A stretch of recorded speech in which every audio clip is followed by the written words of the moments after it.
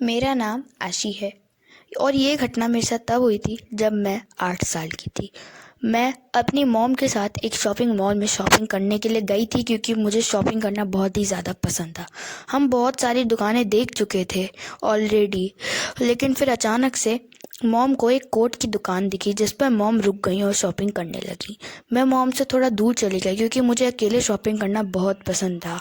फिर थोड़ी ही देर बाद मेरी मॉम ने मेरे को आवाज़ लगाई, आशी। फिर मैं उनके पास जा ही रही थी कि मुझे पीछे से कोई आवाज़ आई और मैं उसको फॉलो करते उसके पास गई। एक आदमी ने मुझे पकड़ा और बोला, बेटी तुम भाग क्यों रही हो? फिर मैंने उससे बोला कि मैं अपनी माँ के पास जा रही हूँ। उसने बोला, चलो मैं तुम्हें तुम्हारी माँ के पास ले चलता हूँ। उसमें मैंने बोला, नहीं मैं खुद चली जाऊँगी। फिर उसने बहुत गुस्से में मुझे देखा, उसके बाद उसने मेरा हाथ छोड़ दिया।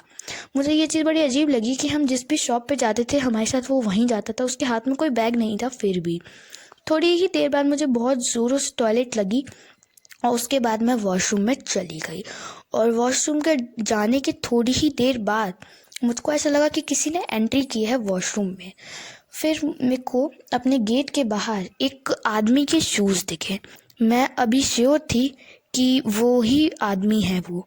फिर जब तक मैं ये चीज़ सोचती उतनी ही देर में उस आदमी ने बाहर से बोला कि आशी, तुम्हें डर तो नहीं लग रहा है? अगर तुम्हें डर लग रहा है तो मैं अंदर आ भी सकता हूँ।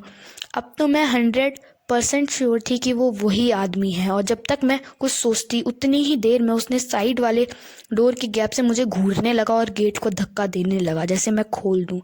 लेकिन मैं डर के मारे बहुत ज़ोर से चिल्लाई।